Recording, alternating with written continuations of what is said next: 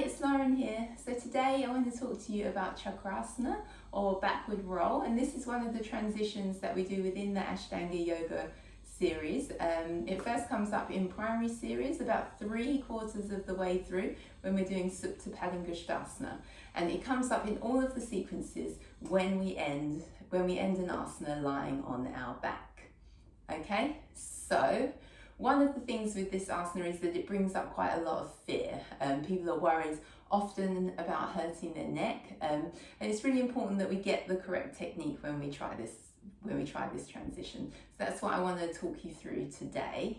If you do have any injury with your neck, then I would say definitely don't try this for now. Wait until your neck's properly healed. Okay, so we're going to begin by lying down on our mat. And you need a little bit of room for this. I don't have that much space, but I'm going to do the best that I can. Okay, so first thing to do is just kind of get used to the position where we're going to roll over. Okay, so I'm going to bring my legs over my head. And you can do this by bending your knees, completely up to you. Just engage your lower belly. Lift your feet up over your head.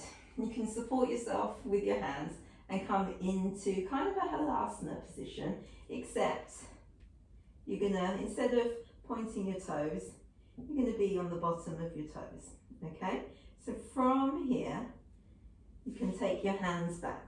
So it's important that we get our hands in the right place. So you wanna have your elbows in. So you might need to turn your hands out a little bit.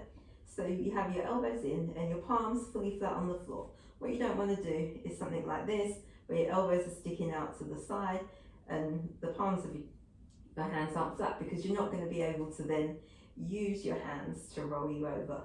So your neck is completely relaxed here. You're going to take an inhale, push through your hands and roll over.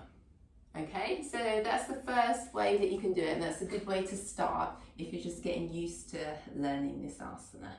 And again, if you're not comfortable rolling over, you haven't got anyone to help you, you can just kind of get used to it by rocking forwards and backwards with your hands underneath your shoulders.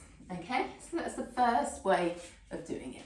Second way of doing it, we're going to try and end up in a downward dog. So same thing again, lying on your back, squeeze your legs together, engage your lower belly. You're going to lift your legs over, they can be bent or straight, take them over, and then come onto the bottom of your toes.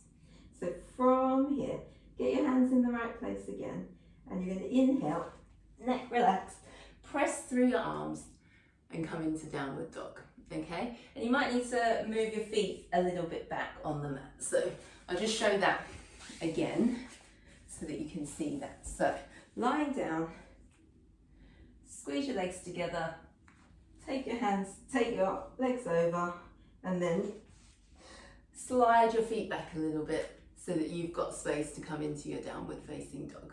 Okay, so last way of doing it, we're going to come into Chaturanga Dandasana, and in this way we're actually following the vinyasa count for this transition. Okay, so squeezing your legs together, lying down on the floor, pulling in your lower belly, swing your legs over, push through your hands, and then you're going to slide your feet back and flip your head through into Chaturanga Dandasana. Inhale, upward facing, exhale, downward facing, and then you're ready for your next asana.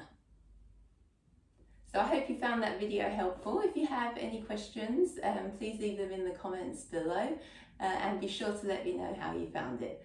Thanks very much for watching. Bye.